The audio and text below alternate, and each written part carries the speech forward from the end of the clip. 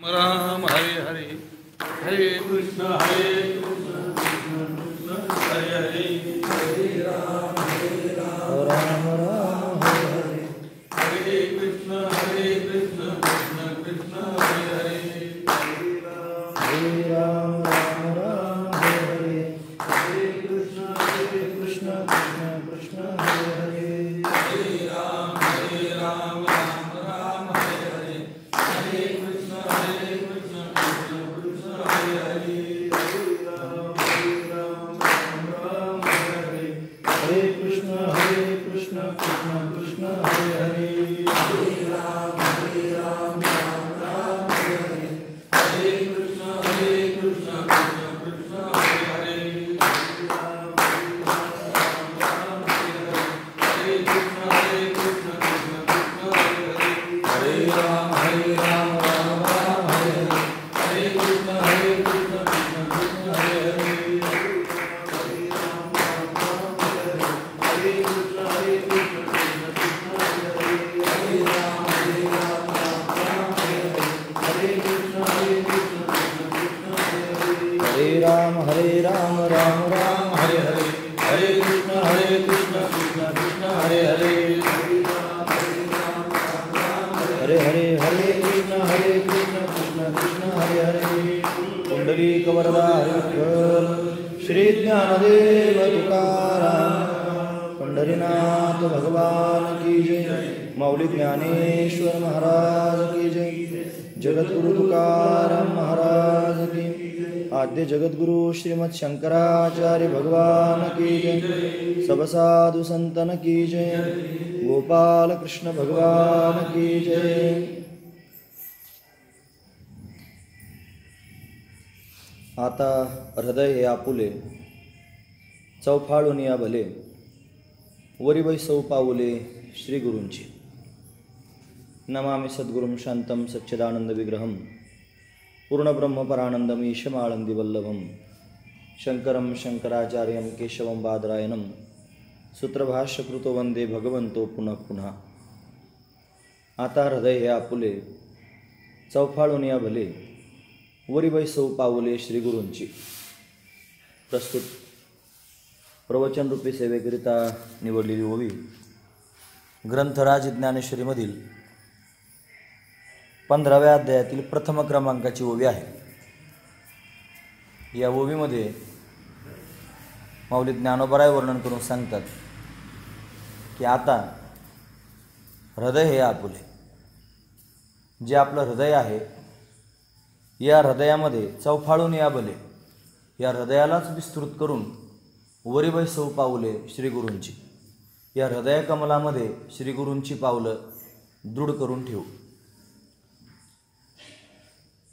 श्री गुरूंविषयीचा आदर, श्री गुरूंविषयीची दृढ श्रद्धा, दृढ भावना व्यक्त करण्याकरिता माऊली आदरात्मक श्री गुरूंविषयी या ओवीच्या माध्यमातून बोलत आहेत।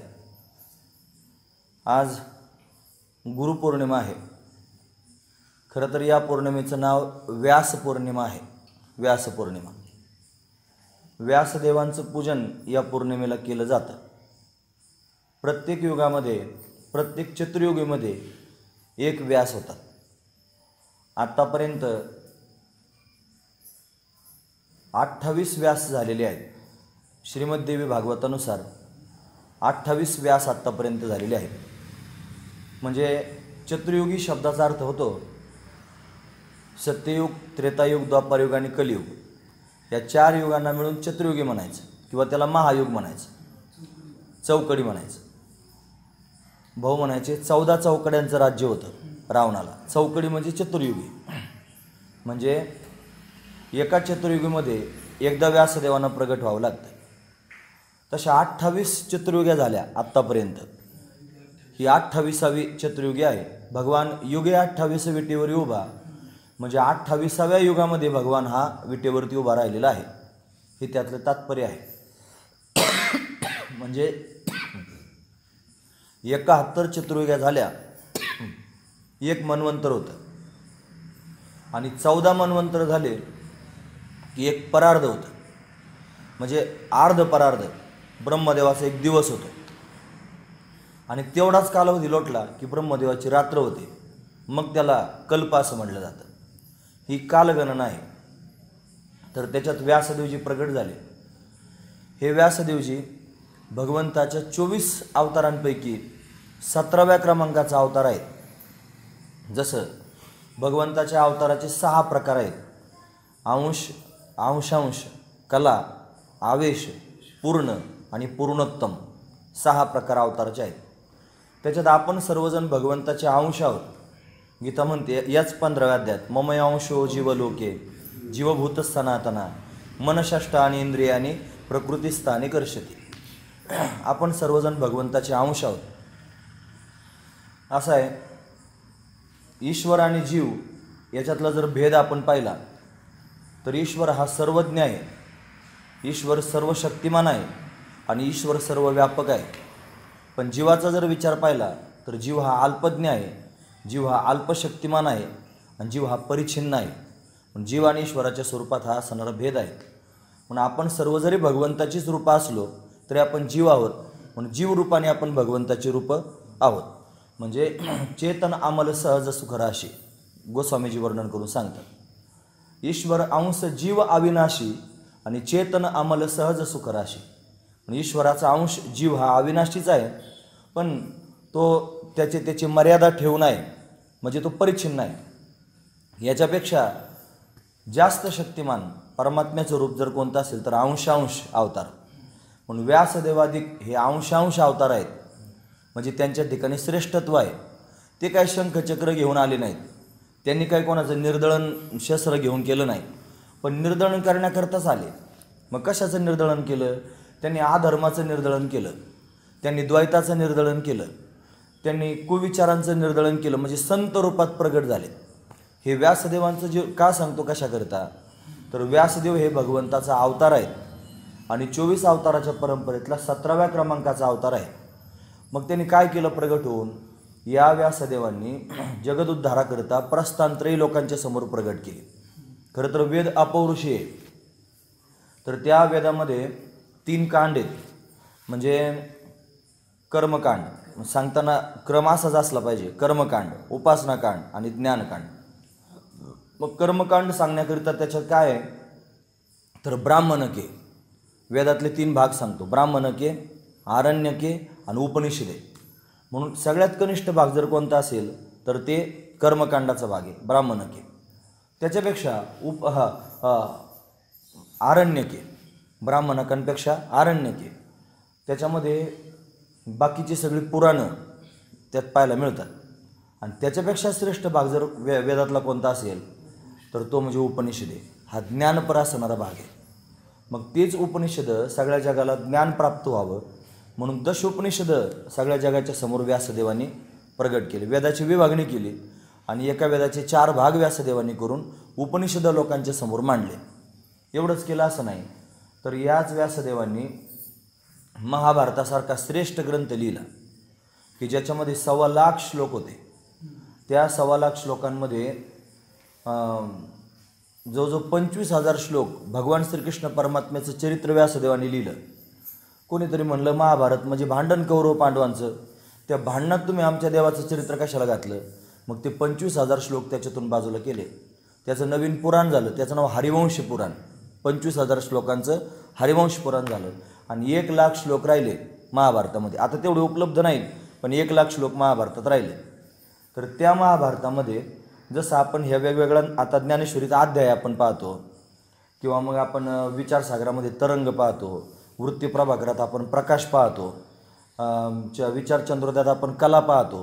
हे जसं आहे तसं महाभारतामध्ये पर्व आहेत आणि त्या सगळ्या पर्वांमध्ये भीष्म पर्व नावाचं एक पर्व आहे.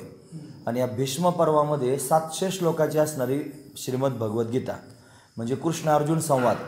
तर हा दिव्य असणारा संवाद दिव्य दृष्टीने व्यासदेवांनी टिपला आणि तो जगाच्या समोर मांडला की भगवंताने जगदुद्धाराकरता नेमकं काय सांगितलं आहे. म्हणून भगवान आणि अर्जुनाचा जो संवाद आहे हा संवाद व्यासदेवांनी जसाची तसा आणि त्या महाभारतामध्ये लिहिला. आणि त्या भीष्म पर्वाच्या अंतर्गत 700 श्लोक श्रीमद भगवद्गीता आपल्याला पाहायला मिळते. म्हणजे दशोपनिषदे झाले, श्रीमद भगवद्गीता आणि संपूर्ण वेदांतातलं सार उपनिषदांमधलं सार सगळ्या जगाला कळावं म्हणून काही सूत्र लिहिले. त्या सूत्राला नाव दिलं ब्रह्मसूत्रे. त्यातलं अथातो ब्रह्मजिज्ञासा पहिलं सूत्र आहे. म्हणून अशी ब्रह्मसूत्रांची रचना केली. जगदोद्धाराकरता व्यासदेवांनी आणि विशेष असणारी ही सामुग्री तयार करून ठेवली. पण तेवढ्यावर त्यांना समाधान वाटलं नाही. त्यांना असं वाटलं की हे कठीण ग्रंथ आहे, ते सर्वसामान्य लोकांना कळणार नाहीत. मग काय केलं पाहिजे, सर्वसामान्यांना कळलं असं सांगितलं पाहिजे. मग त्यांनी पुराणांची रचना करायला सुरुवात केली. मग 18 पुराणांची रचना केली. आता ते 17 पुराणं झाले, मग उद्विग्न झाले, मग नारदजी महाराज भेटले, आपण भागवत कथा ऐकली. मग श्रीमद भागवताची रचना व्यासदेवांकडून झाली. म्हणजे चतुश्लोकी भागवत त्यांना सांगितलं. 4 श्लोक सांगितले. एक अहमेवा समेवाग्रे नान्यद्यत् सत्सत्परम पश्चादहम यदेत्यच यो शिष्येत स्वस्म्यहम ऋतीर्थम यत् प्रतीयेत न प्रतीयेत चात्मनी तद्विद्यादात्मनो माया यथाभासो यथा तमः. असे 4 श्लोक. त्या 4 श्लोकांमध्ये संक्षिप्त रूपाने सांगतो. एका श्लोकात परमात्मा तत्व सांगितलं, दुसऱ्या श्लोकात माया तत्व सांगितलं, तिसऱ्या श्लोकात जगत तत्व सांगितलं आणि चौथ्या श्लोकात आत्मतत्व सांगितलं. हे 4 श्लोक व्यासदेवांना नारदांनी सांगितले आणि नारदांनी त्याचा विस्तार, त्या व्यासदेवांनी त्याचा विस्तार केला.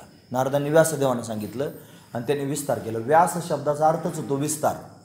खरं तर त्यांचं नाव आहे कृष्णद्वैपायन. कृष्णद्वैपायन हे त्यांचं नाव आताच्या व्यासदेवांचं.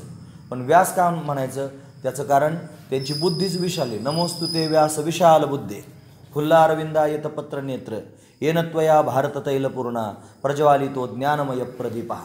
म्हणून व्यासदेवांची बुद्धीच मुळात विशाल आहे, म्हणून त्यांना व्यास असं नाव पडलं.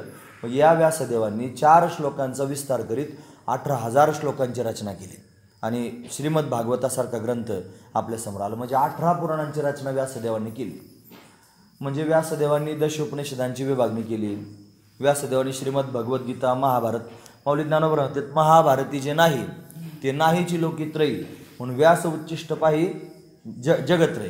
म्हणजे व्यासांचं उष्टच आहे सगळं. उष्ट म्हणजे आपल्या दृष्टीने, सामान्य दृष्टीने उष्ट म्हणजे जेवायला बसलं की त्याच्या ताटात राहतं त्याला उष्ट म्हणायचं. पण तसं नाही.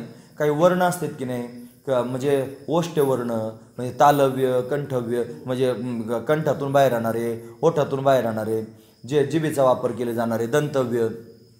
तर त्याच्यामध्ये ओष्ठवर्ण आहेत की नाही, म्हणजे ओठातून बाहेर येणारे जे वर्ण येतं. म्हणून व्यासदेवांच्या ओठातून आणि हे शब्द बाहेर आले म्हणून हे व्यासांचं उष्ट म्हणवलं गेलं. म्हणून व्यास उच्चिष्ट, ज्ञानोबराय म्हणतात की व्यास उच्चिष्ट आहे. पण असा व्यासदेवांचा दिव्य असणारा अधिकार आहे आणि त्यांनी जगदोद्धाराकरता एवढे परिश्रम केले म्हणून त्या व्यासदेवांना एक दिवस तरी मान प्राप्त व्हावा. आता हे लोक आपण पाहतो की नाही, मातृदिवस, पितृदिवस, शिक्षक दिन, हे सगळे आपण दिन म्हणतो की नाही, हे का बरं तयार झाले, हे दिन का बरं तयार झाले. हाच आदर्श आहे की व्यासदेवांच्या ऋणातून उत्तीर्ण होण्याकरिता आजची जी आषाढ पौर्णिमा आहे, ह्या पौर्णिमेलाच व्यासदेवांचे नाव देऊन टाकलं व्यास पौर्णिमा. का तर व्यासदेवांचं ऋण सगळ्या लोकांच्या लक्षात राहावं आणि या दिवशी तरी निदान लोकांनी व्यासदेवांची पूजा करावी. म्हणून आजचा जो दिवस आहे हा व्यास पौर्णिमेचा दिवस आहे. म्हणून आजच्या दिवशी व्यासदेवांची पूजा करावी. आता व्यासदेवांना शोधायचं कुठं, हा सगळ्यात मोठा मुद्दा. व्यासदेव कुठं आपल्याला सापडतील. आता असं आहे, व्यासदेव चिरंजीव आहेत. अश्वत्थामा बलिर्व्यासो हनुमानश्य विभीषणा कृपपरशुरामश्य सप्तेती चिरंजीवी असं म्हणतो की नाही आपण, 7 चिरंजीव. त्याच्यात व्यासदेवांचं नाव आहे. आपल्याला भेटतील कसे काय, पण आपलं तेवढं सामर्थ्य नाही त्यांना पाहायचं. शंकराचार्य प्रचंड विद्वान होते, मग ते काशी क्षेत्रात राहिले, त्यांच्याबरोबर भोवती शिष्य शाखा तयार झाली आणि मग व्यासदेवांना ते कळालं की हे प्रचंड विद्वान आहेत, मग यांची परीक्षा घेतली पाहिजे. मग व्यासदेव स्वतःच शंकराचार्यांच्या समोर आले आणि मग त्यांच्यामध्ये शास्त्रार्थ झाला आणि मग बरेच दिवस शास्त्रार्थ चालला. त्याच्यात कोणीच हरायला तयार नाही. ते प्रश्न विचारायचे, हे उत्तर द्यायचे, हे प्रश्न विचारायचे, ते उत्तर द्यायचे. आणि एवढी प्रगल्भ बुद्धिमत्ता असेल कोणाची. सगळ्या शिष्यांच्या समोर प्रश्न पडला आणि शंकराचार्यांना हळूच म्हणले शिष्य की महाराज हे कोणतरी वेगळेच वाटतात, त्यांना विचारा तरी तुम्ही कोण आहेत. मग त्याने विनंतीपूर्वक विचारलं की महाराज तुम्ही कोण आहेत ते तरी सांगा. एवढे तुम्ही इतक्या दिवसापासून हा शास्त्रार्थ, आपण त्याला वाद म्हणतो पण त्याला शास्त्रार्थ म्हणतात. शास्त्रार्थ म्हणजे वाद नाही, पण तो शास्त्रार्थ झाला. मग व्यासदेवांनी स्वतःचं रूप प्रगट केलं. त्यावेळेला शंकराचार्यांचं वय 16 वर्षाचं झालं होतं. मग व्यासदेवांनी त्यांना आज्ञा दिली की आता तुम्हाला अजून 16 वर्षाचं वय प्राप्त होईल, म्हणजे 32 वर्षाचं वय प्राप्त होईल. आता तुम्ही भाष्य लिहा आणि जगामध्ये धर्मप्रसार करा. म्हणून व्यासदेव त्यांच्यासमोर प्रगट झाले. का? त्यांच्यात सामर्थ्य होतं म्हणून. आता आपल्यासारख्या लोकांना कुठं सामर्थ्य आहे? आपल्यात काय आपल्या सामर्थ्याचं काही कामच नाही. आपल्यासमोर कसे काय प्रगट होतील व्यासदेव? मग व्यास पौर्णिमेला आपण व्यासदेव शोधायचे कुठं? मग एक पर्याय त्याच्यात निघाला. तो पर्याय जर काय असला तर व्यासदेवाने काय सांगितलं? प्रस्थानत्रय सांगितले. व्यासदेवाने काय सांगितलं? गुप्त असणारं ज्ञान जगाच्या समोर प्रगट केलं पुराणांच्या माध्यमातून. मग व्यासांच्याजवळ असणारा जो ज्ञानाचा साठा, तो ज्यांच्याजवळ आपल्याला पाहायला भेटेल आपण त्यांनाच व्यास समजायचं आणि त्यांची पूजा करायची. हा सगळ्यात महत्त्वाचा विचार. मग कोण असे सापडतील? आपले श्रीगुरू. आपले श्रीगुरू की जे आपल्या दृष्टीने पूजनीय श्रोत्रिय आहेत, ब्रह्मनिष्ठ आहेत आणि कृपाळू आहेत. व्यासदेवजी काय श्रोत्रिय आहेत की नाही? व्यासदेवजी ब्रह्मनिष्ठ, व्यासदेवजी कृपाळू. हे जसे 3 गुण व्यासदेवांच्या ठिकाणी आहेत म्हणून ते गुरु आहेत, आहे की नाही? तसे आपले जे श्रीगुरू आहेत ते सुद्धा ब्रह्मनिष्ठ आहेत, ते सुद्धा श्रोत्रिय आहेत आणि ते सुद्धा कृपाळू आहेत. हा विचार मनात आणला म्हणून आपल्या गुरुजींनाच आपण व्यास समजलं पाहिजे. आणि मग आपण व्यासदेवांची पूजा करायची. कधी करायची? व्यास पौर्णिमेच्या दिवशी. मग कुठं पूजा करायला जायचं? गुरुजींकडे जायचं आणि गुरुजींचीच आपण पूजा करायची व्यास समजून. असा प्रघात सुरू झाला. नाहीतर गुरुजींची पूजा करण्याचा दिवस वेगळा आहे, त्याला गुरुप्रतिपदा म्हणतात. त्याचं नाव गुरुप्रतिपदा आहे. गुरूंची पूजा करण्याचा दिवस गुरुप्रतिपदा. ही आजची जी तिथी आहे ही व्यासांची पूजा करण्याची तिथी आहे. म्हणून व्यासदेवांनी सगळ्या जगाच्या समोर जे तत्त्वज्ञान सांगितलं तेच तत्त्वज्ञान आपले श्रीगुरू सांगतात. म्हणून आपल्या श्रीगुरूंनाच आपण व्यास समजायचं आणि व्यास समजून आपण त्यांची पूजा करायची. म्हणून आजच्या दिवशी श्रीगुरूंची पूजा केली जाते. याला टोपण नाव पडलं गुरुपौर्णिमा. गुरुपौर्णिमा म्हणून हे जे आता ज्याच्यावर मी बसलो याला आपण व्यासपीठ म्हणतो. हे व्यासपीठ म्हणण्याचं कारणसुद्धा हेच आहे की याच्यावर बसून व्यासांनी सांगितलेले विचार प्रचलित करायचे. याच्यावर बसून व्यासांनी सांगितलेलं तत्त्वज्ञान जगाच्या समोर सांगायचं.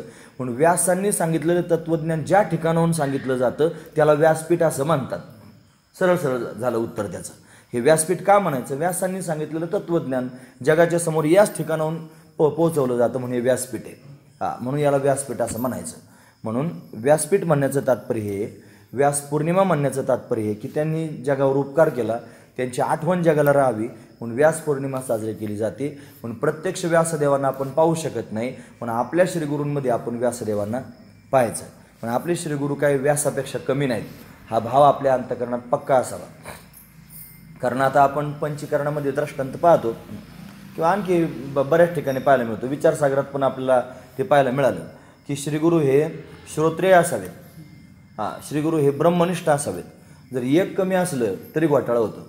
मग पंचीकरणात त्याच्याकरिता दृष्टांत आला. एक माणसाला नदी पार करून जायचं होतं, मग त्याला पोहता येत नव्हतं, मग कोणतरी रस्ता सांगणार असलं पाहिजे होतं. एक मग आंधळा मनुष्य होता, तो म्हणला तुला मी सांगतो असा जा, त्याचा त्याच्यावर विश्वास बसला नाही. दुसरा मग म्हणला त्याचं ऐकू नका मी सांगतो, पण तो पांगळा होता, त्याने रस्ता सांगितला पण त्याच्यावर विश्वास, हा पांगळा आहे म्हणे, हा स्वतःच गेला नाही पलीकडच्या बाजूला, कधी मला काय नेणार आहे. म्हणजे आंधळ्यावर पण विश्वास बसला नाही, पांगळ्यावर पण विश्वास बसला नाही. मग तिसरा मनुष्य ज्या वेळेला डोळस होता आणि धडधाकट होता तो म्हणला मी तुला नेतो चल, मग त्याच्याबरोबर गेला. म्हणजे काय? म्हणजे आंधळा असणं म्हणजे त्याच्या ठिकाणी ब्रह्मनिष्ठा नसणं आणि पांगळा असणं म्हणजे श्रोत्रियत्व नसणं. ज्याच्या ठिकाणी श्रोत्रियत्व नाही, ब्रह्मनिष्ठा नाही किंवा एक कोणतं तरी हे दुसरं नाही, तर अशावर विश्वास ठेवून आपण पलीकडच्या काठाला जाऊ शकत नाहीत. मग ज्याच्याकडे श्रोत्रियत्वपण आहे, ज्याच्याकडे ब्रह्मनिष्ठापण आहे आणि जो कृपाळूपण आहे जगदुद्धार करण्याकरिता, अशा श्रीगुरूंना आपण शरण जावं आणि त्यांना शरण जाऊन आपण भवसागरातून तरून जावं. म्हणून ते सामर्थ्य श्रीगुरूंच्या अंगात आहे. म्हणून अशा श्रीगुरूंना आपण शरण जाऊन त्यांची पूजा करणं हे आपलं कर्तव्य आहे, त्यांच्या ऋणातून उतराई होण्याकरता. खरं तर आता काय द्यावे त्यांची व्हावे उतराई, ठेविता पायी जीव थोडा, आपण त्यांच्या ऋणातून उतराई होऊ शकत नाही. पण निदान आपण प्रत्येक क्षणाला त्यांची आठवण करू शकतो. याच्याकरता वेगळं उदाहरण सांगायची गरज नाही. भाऊ हे त्याचं प्रत्यक्ष उदाहरण आहे की भाऊंच्या तोंडात 2 तासाचं कीर्तन असलं, त्याच्यात चालीबिली समजा चाल झाली, अभंग झाला, सगळ्या गोष्टी झाल्या, तर असं आपण समजू त्यांना बोलायला 1.5 तास मिळाला, अर्धा तास त्याच्यात गेला. अर्ध्या तासामध्ये नक्की 25 वेळा गुरुजींचं नाव घेत असतील. गुरुजी म्हणायचे, गुरुजी म्हणायचे, गुरुजी म्हणायचे, म्हणत होते की नाही, खांदारकर म्हणायचे, म्हणजे सगळ्या संतांची नावं घ्यायचे, धुंडा महाराजांचं नाव घ्यायचे. आणखी मी बऱ्याच लोकांची नावं त्यांच्या तोंडून ऐकले. ते मारुती बाबाई जापूरकर होते, त्यांच्याकडे काय गाथा ऐकला होता का काय होतं त्यांचं नाव घ्यायचे. म्हणजे त्यांना ज्यांचं आठवण त्यांचं नाव घ्यायचे. म्हणजे कशाकरिता? ही कृतज्ञता अंतकरणात आहे, ती कृतज्ञता व्यक्त करण्याकरता. म्हणून श्रीगुरूंविषयी आपल्या अंतकरणामध्ये कृतज्ञतेचा भाव असावा. आणि तो कृतज्ञतेचा भाव आपल्या अंतःकरणात ठेवून आपण त्याच्यातून सदैव त्यांच्या ऋणातून उतराई होण्याकरिता प्रयत्नशील असावं. पण काय आपण उतराई होऊ शकतो? आपल्याच्याने काही उतराई होता येत नाही. पण काय वाणू आता नपुरे ही वाणी आणि मस्तक चरणी ठेवीत असे. बोलताच येत नाही, वाणी कमी पडते, म्हणून फक्त मस्तक त्यांच्या चरणावर ठेवणं हेच योग्य आहे की नाही. म्हणून कधीतरी मस्तक त्यांच्या चरणावर ठेवण्याकरिता गेलं पाहिजे. मग विशेष रूपाने कधी जायचं तर जी व्यास पौर्णिमा, त्या व्यास पौर्णिमेला श्रीगुरूंलाच व्यास समजून त्यांच्यासमोर जायचं आणि त्यांच्या चरणावर मस्तक ठेवायचं आणि त्यांच्यातून ऋणातून उतराई होण्याचा मोडका तोडका प्रयत्न करायचा. हा काय आपला आता चाललेला, आपण भाऊंच्या समाधीची पूजा केली, आपण त्याच्यावर हार घातला, हे काय झालं? फक्त मोडका तोडका प्रयत्न आहे. अन्यथा त्यांच्या ऋणातून उतराई होण्यासारखं आपल्याकडं काहीच नाही. आपण कारण का हे बाकीचे सगळे लोक जरी समजा उपकार करते, त्यांच्या उपकारातून उतराई होण्याकरता बरंच काय देता येऊ शकतं. पण इथं डायरेक्ट शब्द तुकोबाने ठेविता हा पायी जीव थोडा, जीवसुद्धा अर्पण केला तरी पण तो कमीच पडणार. का बरं? कारण जीवपणा बाधित आहे की नाही. मग बाधित असणारा जीवपणा त्यांच्या चरणी ठेवल्यानंतर त्याचा काय उपयोग होणार आहे? म्हणून आपण त्यांना काय देऊ शकतो? ते स्वतः सच्चिदानंद स्वरूप आहेत, ते स्वतः व्यापक ब्रह्म आहेत. मग व्यापक सच्चिदानंद स्वरूप या अवस्थेवर जर, या बोधावर जर ते आहेत, तर त्यांच्यासमोर आपण आपला नासका जीवपणा ठेवून तरी आपल्याकडे आहेच काय ठेवायला? म्हणून आपण जपून ठेवलेला जीवपणा तेवढाच आपल्याकडे. आणि त्या जीवपणाला तरी कोण खातो? स्वरूपाचा बोध प्राप्त झाला की त्याचा जीवपणा संपून जातो. संपून जाणारी गोष्ट जर आपण त्यांच्या चरणी अर्पित केली तर मग मात्र आपल्याला त्याच्यातून काही उतराई होता येणार नाही. म्हणून आपल्याकडे त्यांच्या ऋणातून उतराई होण्यासारखं काहीच नाही. म्हणून आपण काय केलं पाहिजे? आपण श्रीगुरूंचं दास झालं पाहिजे, आपण श्रीगुरूंचे सेवक झालं पाहिजे आणि जन्मभर स्वतःला शिष्य समजलं पाहिजे. मनुष्याने जन्मभर स्वतःला, त्याला किती शिष्य झाले ना त्याला, तरीसुद्धा त्याने मात्र स्वतःला शिष्य समजलं पाहिजे. माणूस जर स्वतःला गुरु समजायला लागला तर मग मात्र तो जगाचं हित करू शकत नाही. त्याने ही जाणीव ठेवली पाहिजे की मी कोणाच तरी शिष्य आहे. म्हणून त्याने जन्मभर शिष्यत्व आपल्या पोटामध्ये साठवून ठेवावं आणि आपल्या श्रीगुरूंचं स्मरण करावं. त्याची गाडी निश्चित पैल तीराला गेल्याशिवाय राहत नाही. म्हणून श्रीगुरूंची सेवा करणं हे आपलं आद्य कर्तव्य आहे. आपण काय केलं पाहिजे? मग श्रीगुरूंच्या काय जवळ बसून राहायचं का? किंवा मग आता आपण जर त्यांच्या मागंसारखं फिरत राहिलो तर त्यांचे व्यवहार त्यांनी बंद करायचे आणि आपल्याला सांभाळत राहायचं का? हे बऱ्याच प्रकारचे प्रश्न उद्भवू शकतात. मग आपण काय केलं पाहिजे? काही नाही, आपण त्या श्रीगुरूंना आपल्या हृदयात साठवलं पाहिजे. आता हृदय हे आपुले आणि चौफाळून या भले, वरीबाई सौ पावले श्रीगुरूंची. हृदयातच श्रीगुरूंचं स्मरण केलं पाहिजे, हृदयातच त्याने श्रीगुरूंना आठवलं पाहिजे. म्हणजे माझे श्रीगुरू माझ्या हृदयात वास्तव्य करत आहेत असा भाव आपल्या अंतःकरणात निर्माण झाला पाहिजे. आपण कीर्तन करायच्या वेळेला सर्वांच्या अंतःकरणाचा अधिष्ठान असणारे जगद्गुरू तुकोबाराय असं म्हणतो. बरेच लोक त्याच्यावर प्रश्नचिन्ह करू शकतात. त्याचा अर्थ काय होतो? तुम्ही तुकोबारांना हाडामासाचं समजत असाल ती तुमची नजर आहे, पण मी मात्र तुकोबारांना हाडामासाचं समजित नाही. तुका भासला मानवी वेशधारी परिहा लीला विग्रही निर्विकारी. निर्विकार असणारं तत्व तुकोबारांच्या रूपाने प्रगट आहे. मग निर्विकार असणारं तत्व संपूर्ण जगताचं अधिष्ठान आहे की नाही. म्हणजे तुकोबाराय सच्चिदानंद रूप आहेत. रामेश्वर शास्त्री म्हणतात की सच्चिदानंद ब्रह्म तुकासे आले म्हणून रामेश्वरी चरणी मस्तक ठेवले. किंवा सच्चिदानंद मूर्ती पाय दाखवे आम्हा. सच्चिदानंद मूर्ती, तुम्ही सच्चिदानंद रूप आहेत पण मूर्त रूपात येऊन आम्हाला पाय दाखवा, हे म्हणण्याचं तात्पर्य. म्हणजे जगद्गुरू तुकोबाराय सच्चिदानंद स्वरूप आहेत. म्हणजे संपूर्ण जगताचं अधिष्ठान, सगळ्यांच्या अंतःकरणाचं अधिष्ठान चैतन्य तेच आहेत. तसे आज जरी भाऊ आपल्यामध्ये दिसत नसले प्रत्यक्ष रूपाने, आता आम्ही फार मोठी यात्रा करून आलो. समजा आम्ही त्र्यंबकेश्वरला गेलो, कोपरगावला गेलो. आता कोपरगावचे बाबा तुम्ही कोणीतरी यांनी पाहिले असतील, लखनगिरी बाबा म्हणून, त्यांचं शरीर शांत झालं, त्यांची समाधी कोपरगावला आहे. आता ते जरी शरीर शांत झालं असले, समाधी जरी त्यांची तिथं असली, तरी शरीर रूपाने जरी आपल्यासमोर ते दिसत नसले, स्थूल शरीर रूपाने जरी दिसत नसले, तरी ते चैतन्य रूपाने मात्र सगळ्या ठिकाणी व्याप्त आहे. ती नाही अशी जागाच नाही, ते सगळ्या ठिकाणी गच्च भरलेले आहेत. तसे भाऊ जरी आपल्यासमोर आज स्थूल रूपाने दिसत नसले, शरीर रूपाने जरी दिसत नसले, तरी आत्मचैतन्याच्या दृष्टीने जर पाहिलं तर ते कणाकणात व्याप्त आहेत. आणि माझ्या ठिकाणी असणारं जे चैतन्य, आत्मचैतन्य, आणि त्यांच्या ठिकाणी असणारं चैतन्य एक आहे का दोन आहे? एकच आहे. म्हणून चैतन्यात काय भेद नसतो, चैतन्य एकच आहे. म्हणून ते चैतन्य स्वरूप आहेत आणि तेच चैतन्य माझ्या हृदयात आहे. म्हणजेच याचा अर्थ ते माझ्या कुठे आहेत? हृदयात आहेत. फक्त मी स्वीकारलं पाहिजे, फक्त मी मानलं पाहिजे, फक्त मी त्या विचारावर आरूढ झालो पाहिजे आणि मग ते माझ्या हृदयात आहेत असा विचार करून मी त्यांचं चिंतन केलं पाहिजे. हा त्यातला दिव्य असणारा भाव ज्ञानोबरायांच्या पोटात उतरलेलं आहे. आणि म्हणून ज्ञानोबरा विशेष रूपाने आता हृदय हे व्यापले. आता हा जो शब्द, आता फार काही सांगणारा शब्द आहे. हे आता शब्द आधी घातला म्हणजे फार फार काही सांगून टाकलं आता शब्दाने. आता पूर्णत्वाची स्थिती प्राप्त झाली. आता काहीच करायचं शिल्लक राहिलं नाही. आता मोक्ष स्थिती स्वतः चालत आली. आता निरांकुशा तृप्ती प्राप्त झाली. ह्या सगळ्या गोष्टी, एवढ्या गोष्टींना आता शब्द लावता येऊ शकतो. आता काही काम राहिलं नाही. म्हणून हे जे दिव्य परंपरा आपण पाहतोय, आदि शंकराचार्य झाले की नाही, ह्या शंकराचार्यांनी एक दिव्य परंपरा चालवली. त्याचं नाव आहे श्रीविद्या. तुम्ही ऐकून असाल, कोणाला ऐकायला मिळालं असेल, श्रीविद्या परंपरा, त्याला श्रीविद्या म्हणतात. तर त्या श्रीविद्या परंपरेमध्ये सगळ्यात श्रेष्ठ साधना जर कोणती असेल तर गुरुपादुका. त्याला काय म्हणायचं?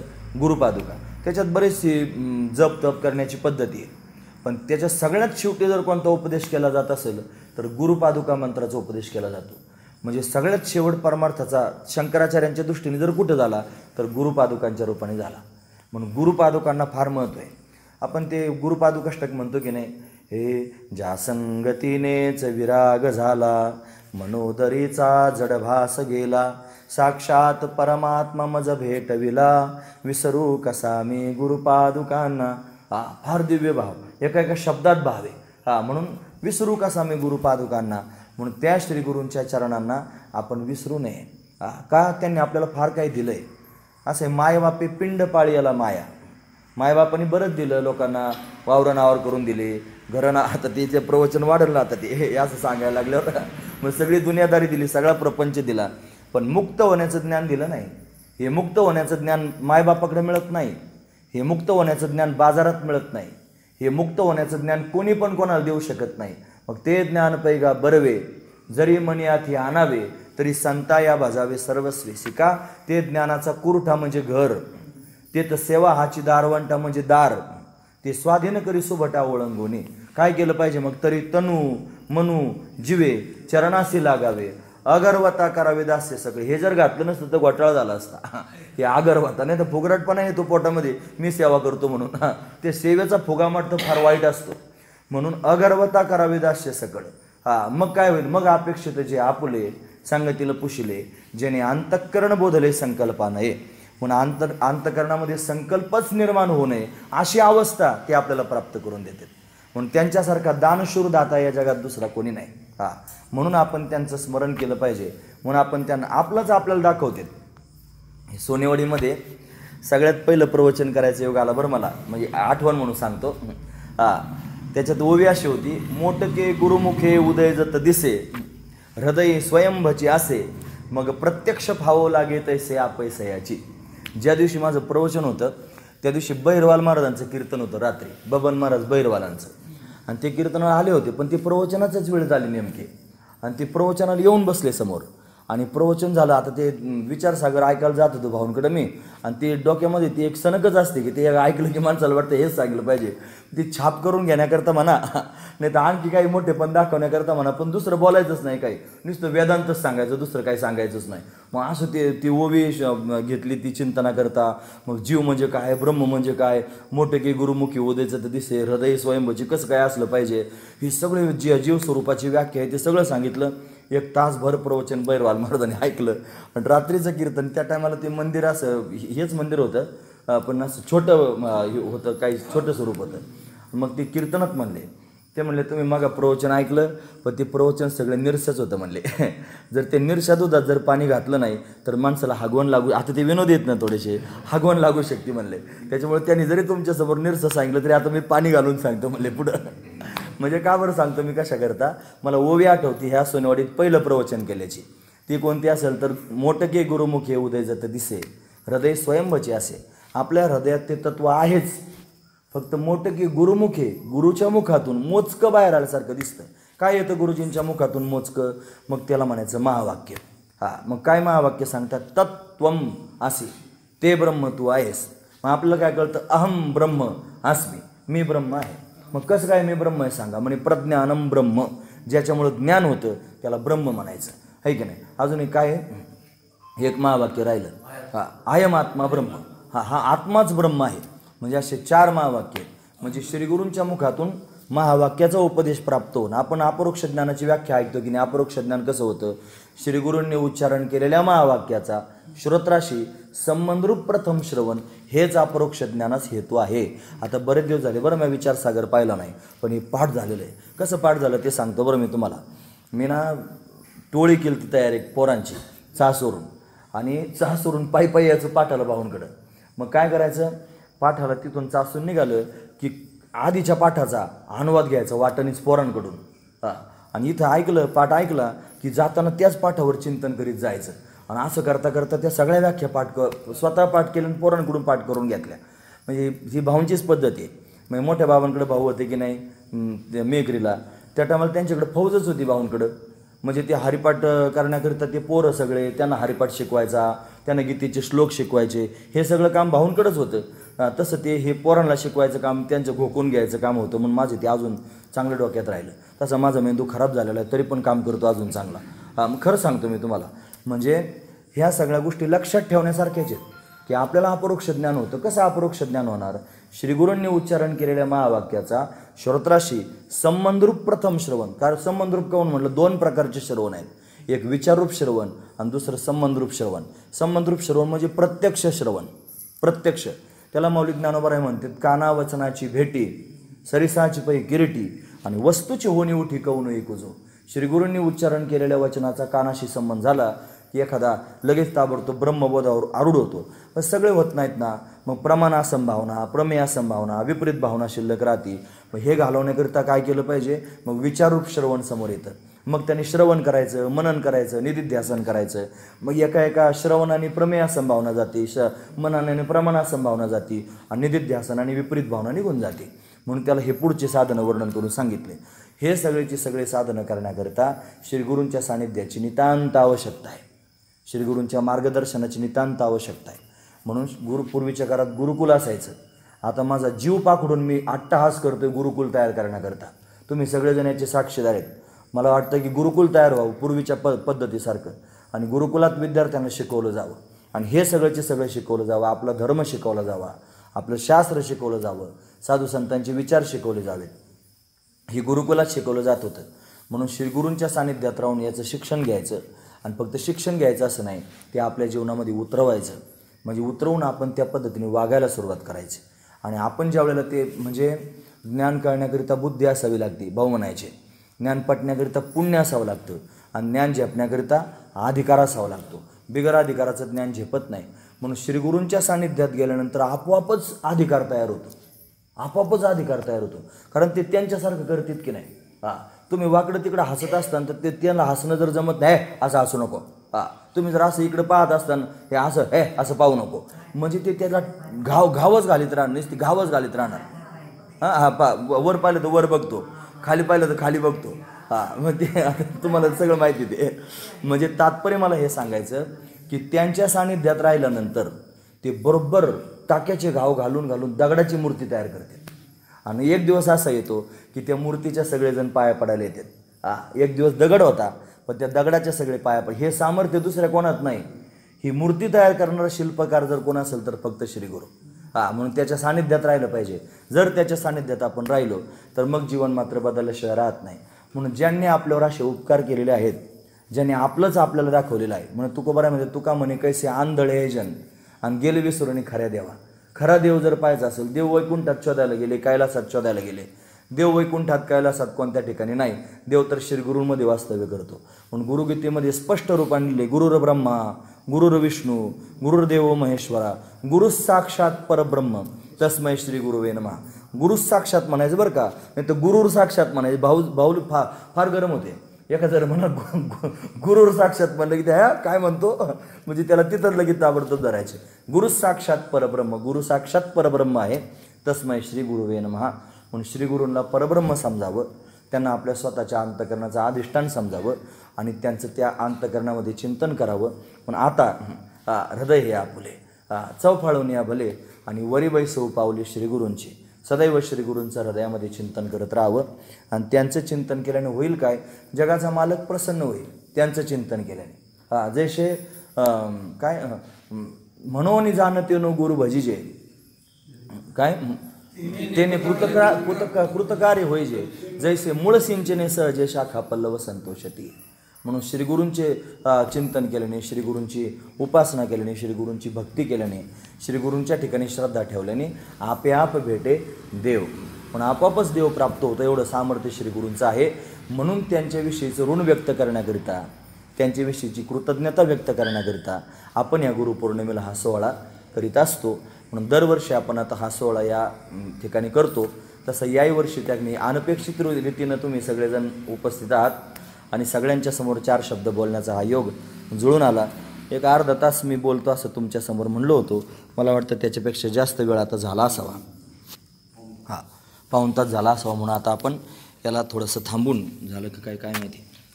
म्हणून आता आपण किती मिनटं